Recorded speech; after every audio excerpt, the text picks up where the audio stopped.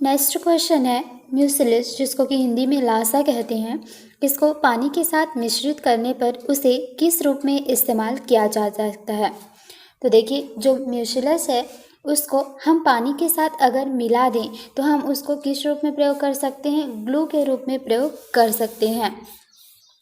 लाख से गोंद तैयार किया जाता है। ये जो ग्लू होता है, गोंद होता है, इसको किससे बनाते हैं, लाख से बनाते हैं। और केंद्रीय लाख अनुसंधान संस्थान कहाँ पर है, नामकुम में, जो कि रांची में है।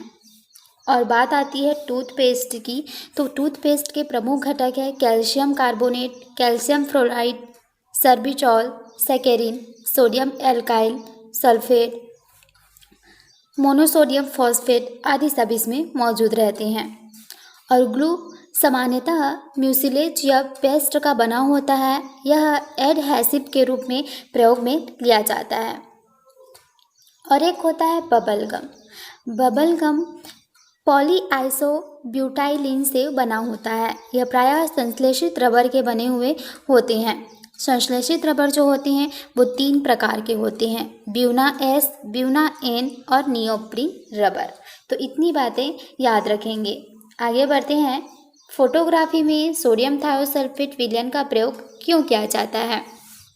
तो सबसे पहले तो क्वेश्चन बनता है कि फोटोग्राफी में कौन सी चीज़ का उपयोग किया जाता है। तो सोडियम थायोसल्फेट विलयन का प्रयोग क्यों किया जाता है और इसका उपयोग क्यों करते हैं, वो इसलिए करते हैं क्योंकि अनअपघटित सिल्वर ब्रोमाइड को विलेय या सिल्वर थायोसल्फेट संकुल के रूप में निकालने के लिए। तो ऑप्शन नंबर सी इसका राइट आंसर होगा।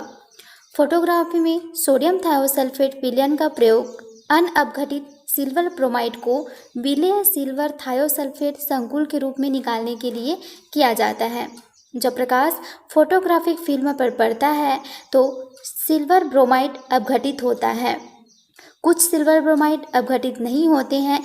यही अनअपघटित सिल्वर ब्रोमाइड को घोलने का कार्य कौन करता है, सोडियम थायोसल्फेट करता है, जिससे फोटोग्राफिक फिल्म पर चित्र उभर कर आ जाते हैं। नेक्स्ट क्वेश्चन है, जल की स्थायी कठोरता किसके कारण होती है। तो जल में जो कठोरता होती है वो 2 प्रकार के होते हैं। पहला तो होता है अस्थायी कठोरता और दूसरा होता है स्थायी कठोरता। अभी हमसे स्थायी कठोरता के बारे में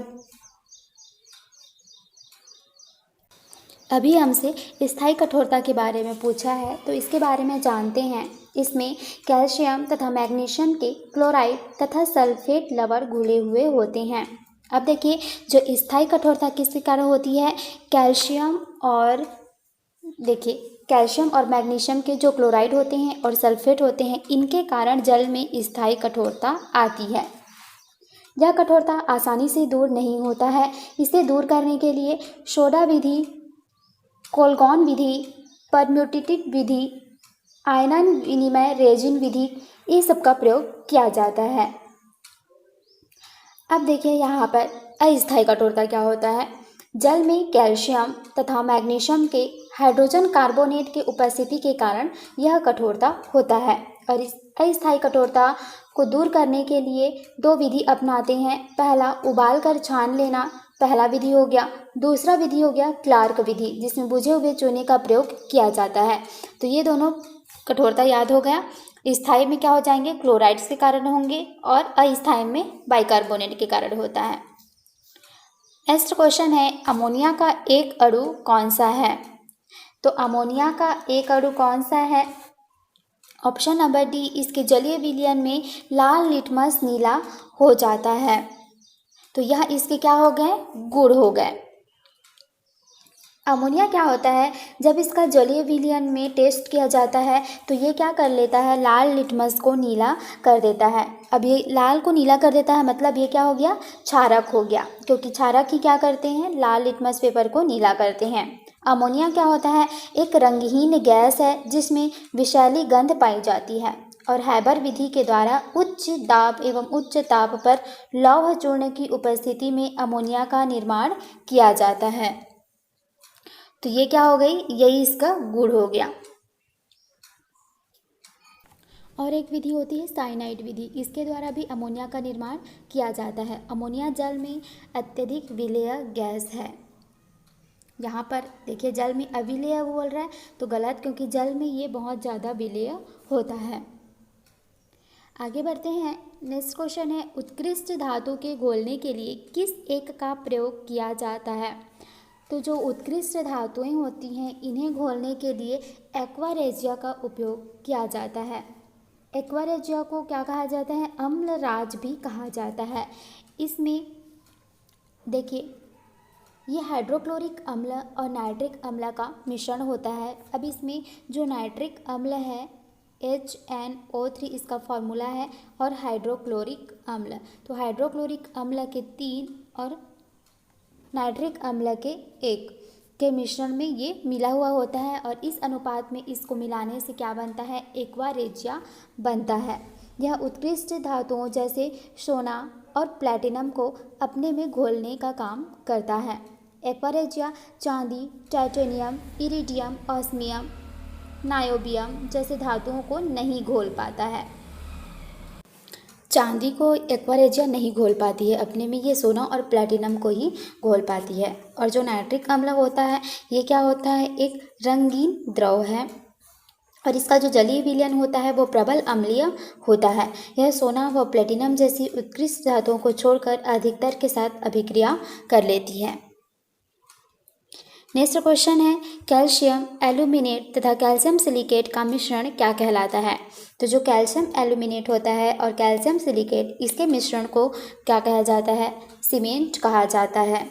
सीमेंट की खोज जोसेफ एस्पिडिन के द्वारा किया गया था।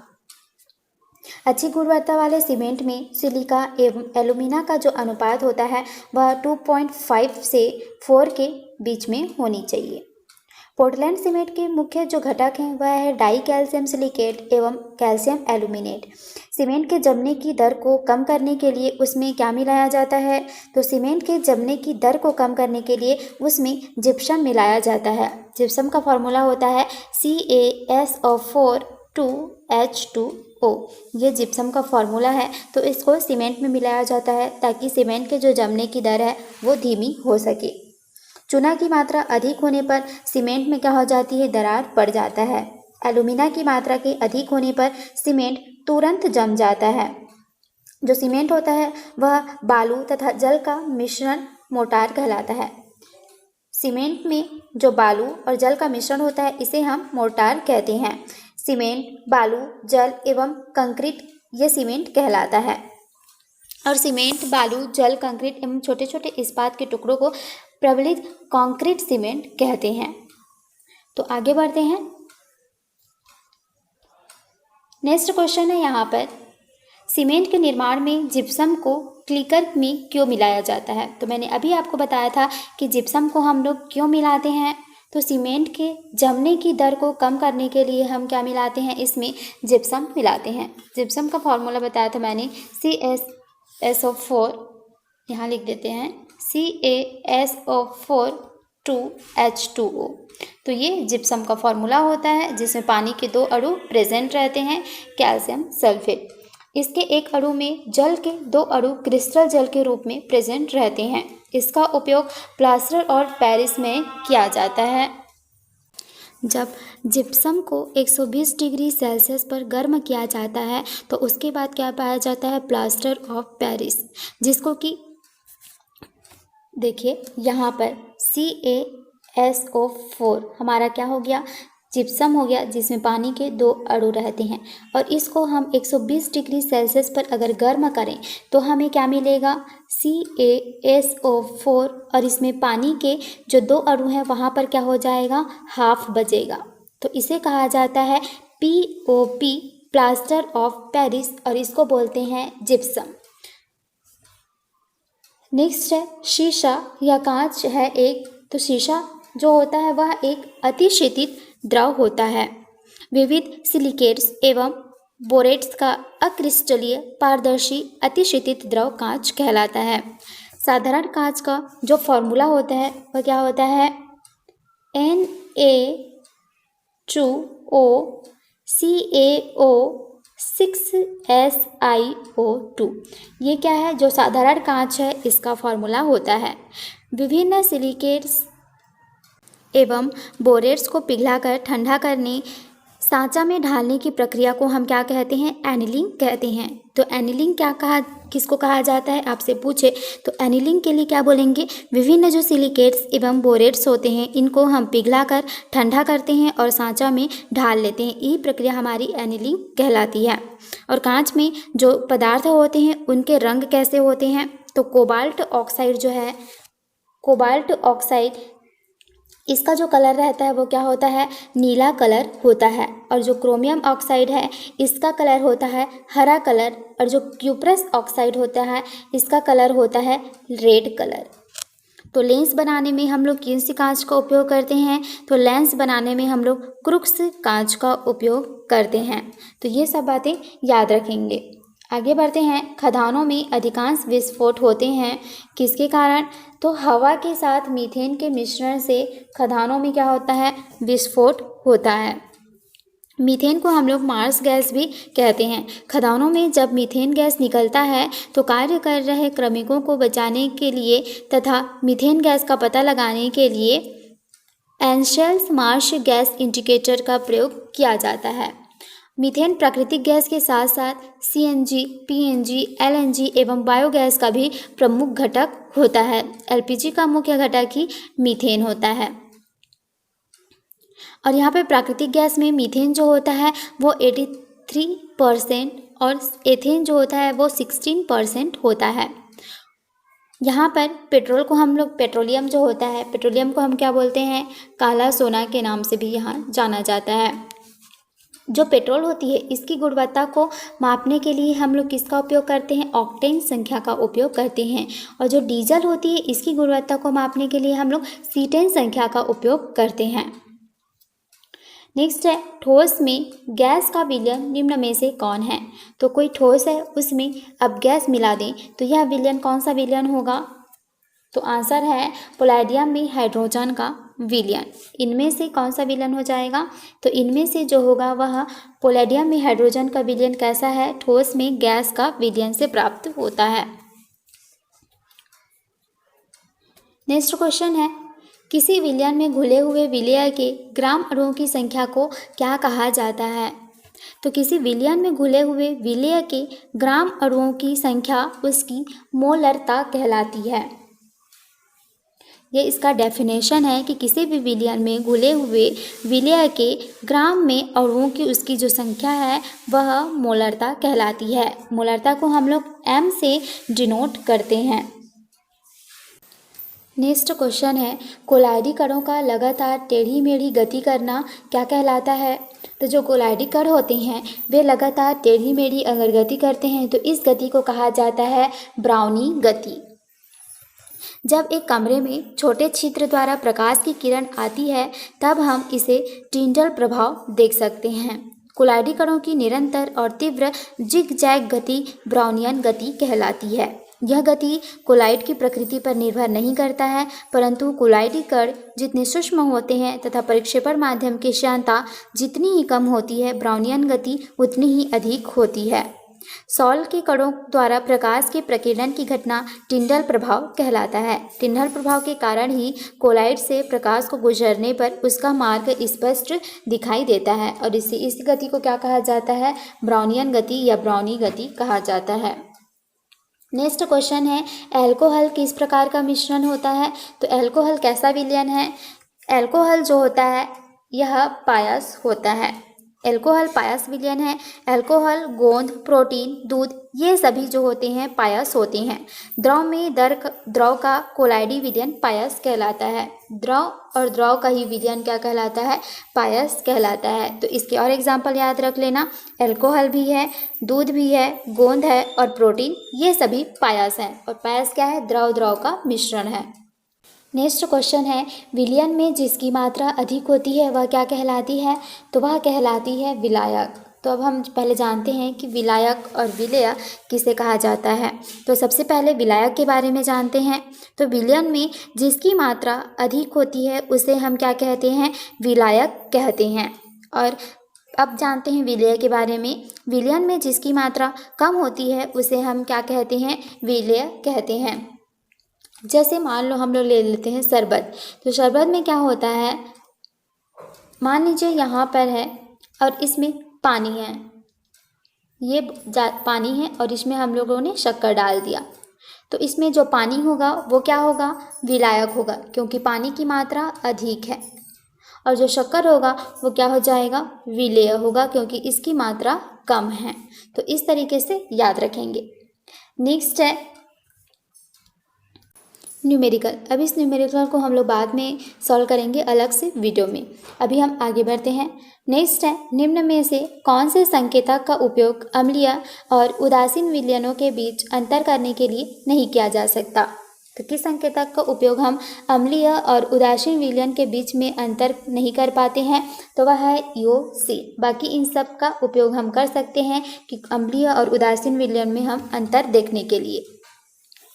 इओसीन क्या होता है, एक एसिडिक डाई है जो क्षारक से अभिक्रिया कर उसे लाल या गुलाबी बना देता है। तो और फिनोल्फ्थेलिन क्या होता है, फिनोल्फ्थेलिन अम्लीय विलयन में रंगहीन होता है, लेकिन क्षारीय विलयन में ये गुलाबी होता है। और मिथाइल ऑरेंज जो होता है अम्लीय माध्यम में लाल होता है, लेकिन जो क्षार माध्यम होता है इसमें ये पीला होता है। तो ये सभी का उपयोग हम कर सकते हैं, लेकिन इओसीन का उपयोग नहीं करते। नेक्स्ट है, जब सोडियम क्लोराइड के पानी में बने घोल के माध्यम से बिजली पारित होती है तो कौन सा उत्पाद बनता है, तो इससे बनता है सोडियम हाइड्रोक्साइड। जब सोडियम क्लोराइड के पानी में बने घोल के मध्य से बिजली पारित होती है तो सोडियम हाइड्रोक्साइड बनता है। सोडियम हाइड्रोक्साइड का जो फॉर्मूला होता है वह है NaOH। इसे कहा जाता है सोडियम हाइड्रोक्साइड। सोडियम हाइड्रोक्साइड को हम कास्टिक सोडा या दाहक सोडा भी कहते हैं। सोडियम हाइड्रोक्साइड का उपयोग देखते हैं पेट्रोलियम को शुद्ध करने में, साबुन बनाने में, कागज, सूती कपड़ों आदि में चमक पैदा करने में, कृत्रिम रेशम के निर्माण में, प्रयोगशाला में, इन सभी में क्या किया जाता है, सोडियम हाइड्रोक्साइड का उपयोग किया जाता है। नेक्स्ट है, साधारण नमक के विलयन के निर्माण के लिए सोडियम हाइड्रोक्साइड के साथ अभिक्रिया करता है। तो साधारण नमक के विलयन के निर्माण के लिए सोडियम हाइड्रोक्साइड के साथ जो हाइड्रोक्लोरिक अम्ल है यह इसके साथ क्रिया करता है।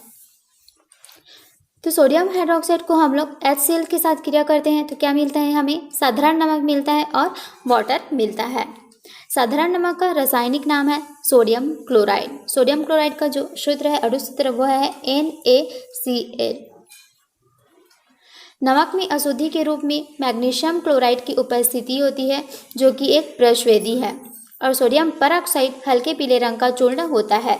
सोडियम परऑक्साइड का फॉर्मूला क्या होता है, Na2O2। इसे हम सोडियम परऑक्साइड कहते हैं जो कि हल्के पीले रंग का होता है। और जो हाइड्रोक्लोरिक अम्ल है इसको हम प्रयोगशाला में अभिकर्मक के रूप में या फिर अम्लराज बनाने में और रंग एवं औषधि निर्माण में भी करते हैं। नेक्स्ट है, कैल्शियम हाइड्रोक्साइड के विलयन से जब कार्बन डाइऑक्साइड गैस गुजरती है तो बनने वाले अवक्षेप का रंग कैसा होता है। यहाँ पर कैल्शियम हाइड्रोक्साइड के विलयन में जब कार्बन डाइऑक्साइड को हम लोग गुजारते हैं तो उसमें अवक्षेप के रूप में कौन सा रंग बनता है, वह बनता है सफ़ेद रंग। अब देखिए, जो कैल्शियम हाइड्रोक्साइड है इसका एक विलयन है। कैल्शियम हाइड्रोक्साइड का फॉर्मूला क्या होता है, CaOH2। इस विलयन में हम कार्बन डाइऑक्साइड को गुजारें तो क्या हो जाएगा, कैल्शियम कार्बोनेट बनेगा और वाटर बनेगा। कैल्शियम हाइड्रोक्साइड को बुझा हुआ चूना भी कहा जाता है। नेक्स्ट है, यहाँ पर ये भी न्यूमेरिकल है, ये भी हम बाद में देखेंगे अलग से सेपरेट वीडियो में। नेक्स्ट है, जब सोडियम सल्फेट समाधान बेरियम क्लोराइड के विलयन के साथ मिलाया जाता है तो बेरियम सल्फेट बनता है। अब देखिए, जो सोडियम सल्फेट है इसको बेरियम क्लोराइड के साथ अगर मिलाया जाए तो बेरियम सल्फेट बनता है, जिसका उपयोग बेरियम मिल के रूप में पेट के एक्सरे में किया जाता है। और सोडियम सल्फेट को ग्लोबल सॉल्ट भी कहा जाता है। सोडियम हाइड्रोक्साइड या सोडियम कार्बोनेट पर सल्फ्यूरिक अम्ल की प्रतिक्रिया से सोडियम सल्फेट तैयार किया जाता है। नेक्स्ट क्वेश्चन है, तांबा सल्फेट के विलयन में जस्ता मिलाया जाने पर कौन सी चीज़ें विस्थापित होती है। तो जैसे कि यहाँ पर तांबा को हम लोग कॉपर बोलते हैं, कॉपर सल्फेट के विलयन में अगर जस्ता यानी कि जिंक को मिला देंगे तो क्या हो जाता है, जिंक सल्फेट बनता है। तो इसने किसको विस्थापित किया है? कॉपर को विस्थापित किया है। कॉपर यानी कि तांबा को विस्थापित कर दिया है। कॉपर की जगह में जिंक आ गया और जिंक सल्फेट बना लिया और कॉपर को अलग कर दिया।